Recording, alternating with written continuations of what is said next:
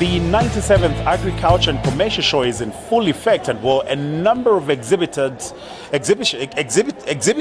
those who are exhibiting, are already here. And well, it happens to be the second last day of it. Now, one thing you need to understand is that the Minister of Education is also exhibiting at this year's Agriculture and Commercial Show. Well, the theme is adapting to climate change.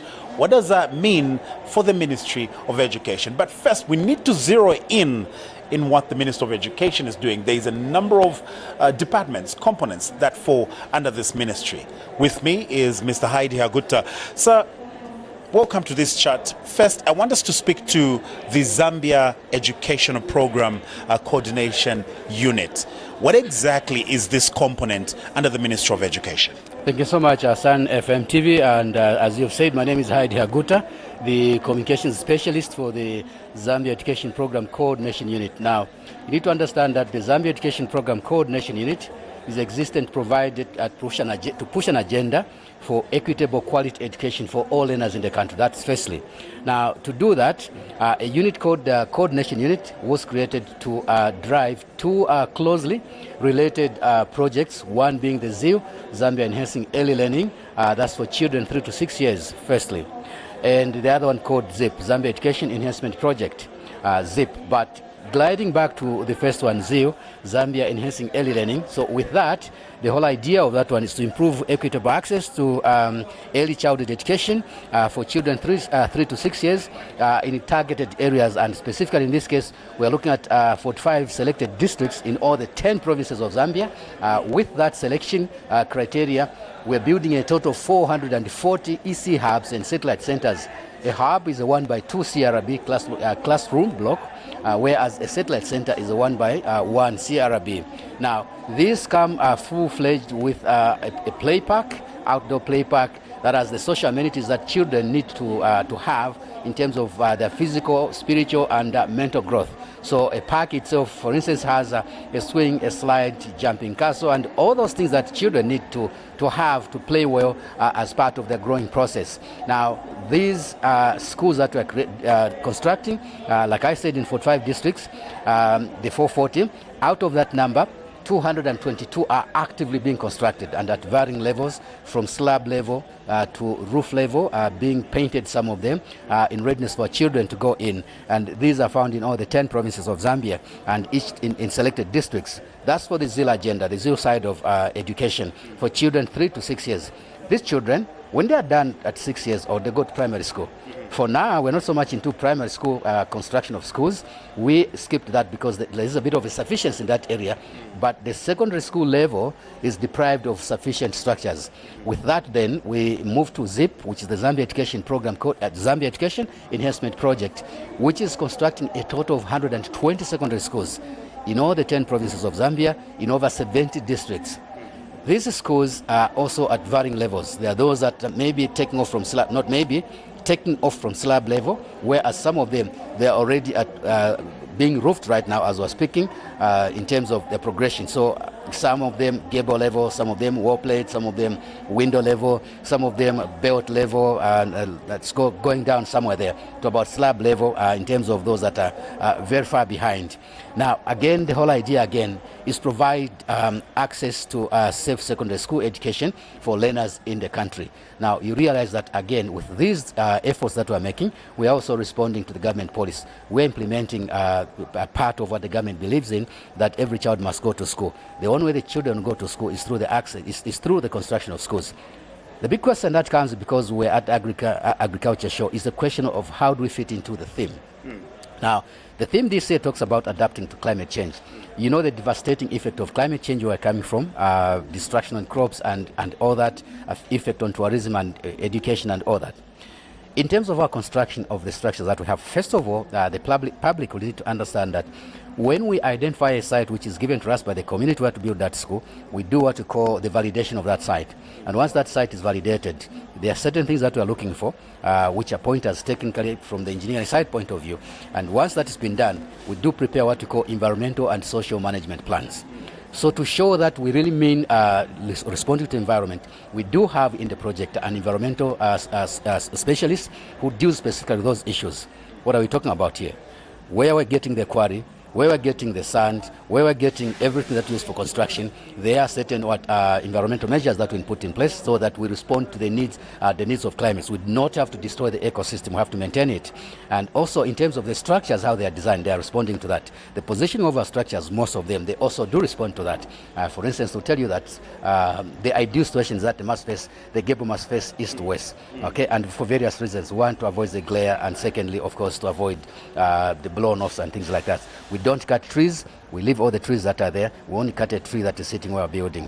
Where there are no trees where we're building, we plant trees, and that's how we're responding to adapting to climate change. Awesome. Mr. Aguta, this, trust me, if we're to speak to the agenda, the fact that the president said free education is the way to go and each and every Zambian child needs to go to school, I can see a lot of pupils in the next few years or so. Let me say a few months to go, because schools are already being constructed as we speak. Now, Mr. Gota is not the only one that I have on this set. I do have a number of people that I'll be talking to. Some of them are from the library section, meaning children will have books to read so that their knowledge enhancement is kept on going. Also, we do have those who are specialized in making sure that this project is undertaken in the manner that it's supposed to be taken. If we're to speak of building quality education facilities, this here is what exactly you need to know. Well, Mr. Joachim is here to give us an insight on why is it so important that your child, my child, and every other little child needs proper infrastructure as far as their education is concerned. Mr. Joachim, thank you very much for according us this opportunity. You're welcome. Sir, thank you. As important as it is, Yes. these little ones, that is where a future president, a future doctor, a future minister is birthed. Why is it so important that we should have this proper infrastructure built for these future leaders? Well, thank you very much. Just like home, for any child to succeed in home, he must have a better environment. So what we mean by a better environment is not only about having a television, but also having the right materials, having the right materials, having the right people to be with the child, having also the environment, just the space itself should also be inviting to the child, and also dealing with materials that are going to bring in that are going to stimulate the mind. Because when you have an stimulated mind, it becomes an inquisitive mind. So the Ministry of Education and the government is trying to come up with this nice environment where, first of all, the classroom will have inside toys, locally based type of materials. Outside there also be playing type of materials, so that what the child does at home mixed together with what he's doing at school. And at the end of the day, the materials which the child is playing with, he's playing but he's also learning. So we are using the methodology which is also called learning through play. And when you have a mind from the childhood which has an inquisitive, systematic neurons which are developed, then you are assured that we are going to have a lot of engineers, we are going to have a lot of scientists which are coming from the childhood. Because what is normally happening in our homes is when a child is playing with a phone, if he throws it on the ground, then I should be worried. But if he wants to open it and try to see what is inside, then he's developing an inquisitive mind. He wants to see how this is operating. And that's exactly what the Ministry of Education is doing. So we are not only targeting the child, we are also targeting the parents, because the parents are the key stakeholders in the development of a child. So we are also investing in the parents, that the parents should work on the software of a child. Because the software, when it is not done within the 1,000 days, from 3 to 5 years or 6 years old, then we miss it out. So this is what we are doing. So if you check here, we have some materials which we have developed. And these materials, okay, they are trying to help the parent on how they can play with how they can help the child learn. So we are on a journey. We've lost these other generations, but we don't want to miss this generation. We want a generation which will keep the environment clean. We want the generation which from onset, they know how to flush a toilet. We want a generation which will also work with everyone. So that's what the Minister of Education is doing, to ensure that the parents, the community, and everyone is involved. Yes, holistic approach. Definitely. Please. Now, if you were to speak of a holistic approach, this would tell you to say, just you, by simply supporting this child, you simply by making sure that this child goes to a proper school that the Minister of Education is definitely building, you are creating a future leader. Well, join me as I get to speak to somebody who's going to also introduce a different item in all this project, that is the learning material. Well, this year's theme speaks to a book that I'm holding. If you're to read closely, you'll find that there is climate change on this book. What does your child really know about climate change? Do they even know that there is climate change? But how do they get to know as well what climate change is all about? Simply by having that library in their school. Now, Nangana is here to give us an insight. Why is it so important, Nangana, for a child who's probably attending early childhood learning to have a library? Also, to that grade 10, grade 11, grade 12, even university, to have a library in school? Thank you very much. So a library is a very important institution. It is a critical enabler for the education policy that we have now, because libraries are not just the typical old way we used to think of them, of just a building with books. These ones are now more interactive. We offer different literacy-centered activities and programs for users. These would be children, school-going people, but for us as Zambia Library Service, we go all out, even to out-of-school individuals. So we provide, we bridge the gap rather between school and out-of-school people, and also when it's beyond school lesson time. So we bridge that gap by providing public library services.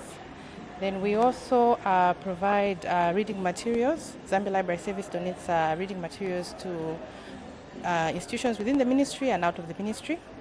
And we also support teaching and learning by ensuring that our librarians are qualified, trained, and over time we support them with programs to help them be relevant and also deliver quality service to the users. Awesome. Yes. Now, delivering quality service to the user, that's you and I. Now, one thing I would encourage you out there, obviously myself and Julia would encourage you out there, is if your child doesn't have a reading culture now, it'll be very difficult for them to read in the future. True, true. So why not? The library section in that school is very important. Encourage your child to go to a library. Nanga, last word to the child and parent out there. To all the parents out there, just remember our childhood and where we've come from. Information right now is everywhere, but it is our responsibility to ensure that we guide our children what information they get, and also encourage our children to be readers so that we develop their minds while they're still young. Once you have a reader, the possibilities are limitless. Definitely. Yes. Thank you. You're welcome. Thank you. Well, there is Nangala. Now, one thing that I'll tell you that this is not done yet. I still need to get an overview from the Minister of Education. Stay tuned. You and I both play a very pivotal role in making sure that infrastructure is built very well by people like the Minister of Education. Now, Mr. Sinkolongo Tedi is here to tell us why is it so important that you and I need to be involved in making sure that this infrastructure is built. Mr. Sinkolongo, thank you very much for this opportunity. We as the community, members of the society, we need, you've said it, strategic partners is us, stakeholder is us. Why is it so important that we come to the party as far as this project is concerned?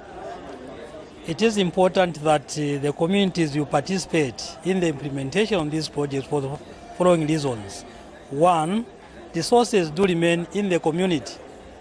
You know, construction takes both the skilled and the unskilled, which are found in the community. Therefore, once they are paid, the funds are spent within the communities. Then two, the skills transfer. Some communities do not have qualified personnel in terms of artisans. They have to outsource the people to come and help them. Once the projects are done, the skills are improved within the same communities. And then three, the sense of ownership. Once you participate in the construction of these schools, then nobody would come and destroy your infrastructure that you have built through hard work. You have to take care of these community-based projects. Others, they have even improved their capitals. Yes, they are businessmen and women, but once the projects are done, they get paid, their capital is enhanced and they're able to produce more and more products that they are selling. It's because of that that we want the funds to be remaining in the community, and the funds can only remain once these participate in the implementation of these projects. Awesome. Now, the president himself has come out to tell you and I that every other area, it could be a district, it could be a province, the people of that area need to carry out these projects. That's what Mr. Sinkolonga is telling you and I. But well, you've been benefiting, everybody else is benefiting. Stay tuned as we get an overview from the Ministry of Education. The Minister of Education's mandate is to make sure that every other child has education. And on top of that, the president went through their ministry and said every other child needs to be in school. What does that mean? Zambia is providing free education for your child and my child. Now, the Principal Public Relations is here to give us an overview, or rather to make you and I understand why is it so important that your child and my child definitely get to attend the education that they deserve. Ms. Kalunga, thank you very much for this opportunity. It's a pleasure. We've spoken to a number of stands under the Ministry of Education, and one of which is the Zambia Education Program Coordination Unit, building schools for everybody. Under the Ministry of Education, what does this mean for a child who's out there who's never attended education? Very good question, Victor, and we're delighted that you are here at the biggest and the best ministry. Borrowing the words of the Honorable Minister of Education, Mr. Douglas Yakalima, who is very passionate around issues of education. He's often quoted as saying the best economic policy of any nation is education. And this is exactly what government stands for. So now that commitment that is there to increase education infrastructure postulates government's commitment to meet the aspirations of every Zambian. When the Education for All policy, which is popularly known as free education, was implemented, we saw a shift, we saw a surge, a rise in enrollment to about 2 million plus learners in schools. So this, what has this done? The scope around it. It has increased enrollment. Enrollment meaning that children from different classes, from low-income homes, have been given an equal opportunity to be in class. This also has increased enrollment in that Wallace government undertakes an ambitious strategy of increasing infrastructure. We already have the learners, and so what the free education, the Education for All policy really is there as a game changer to ensure that there is equality. For us to have a skilled nation, you need to have proper systems in the education sector itself. And so the education for all in itself also has brought out some issues that challenges we understand they exist. The challenge that is there, number one, or is it the overall challenge that is also coming out a lot from stakeholders, is on overcrowding. But Teacher-pupil ratio. yes, exactly, the overcrowding in classes. But we'll tell you this, the benefits outweigh the challenges. Having that child in class sharing a desk in the meantime, it's very temporal. It's a very temporal challenge. Why is it so? It's out of this challenge that we explore and found ways of tapping into opportunities. What are these opportunities? That's why in most cases, the Constituency Development Fund, CDF itself, is a game changer that it's aiding. Education actually is the biggest beneficiary from from CDF, yes, because we are procuring desks, we're expanding education infrastructure, and so those challenges that people are pointing out, that in the classes they are bloated, the teachers can't cope, the pupils can't cope sitting on the floor. Those are very temporal challenges, and we have noted that, and we were expecting that. So this is why government is very committed, as you have heard from other directorates, that look, the ambition around expanding school infrastructure is ongoing and it's not stopping, because government's desire is to ensure to have a skilled nation, and to have that skilled nation, it increases the prosperity of this country. And so really we are committed as a ministry to ensure that at all times we meet the aspirations of the learners. And out of also the Education for All policy, another game changer is around the school feeding program. We've seen about 4.6 learners in schools that are being fed by government in over 8,000 schools in 10 provinces. So that's really also is helping a lot, because not only are we promoting education on one hand, we're also promoting nutrition. Yep. So there's so much that government is doing. So you have that cascading effect from free education going all the way into school health, curriculum development, adjustment, and therefore that's why when you arrived here, we're able to, I think we're among the best interpreters even of this year's theme, adapting to climate change.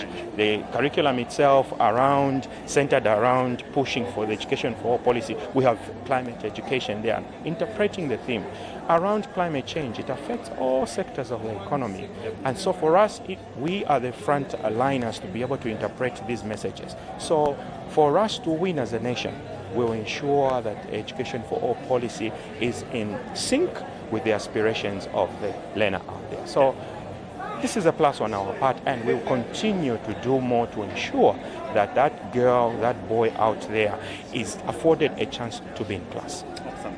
Now, he couldn't have said it any better.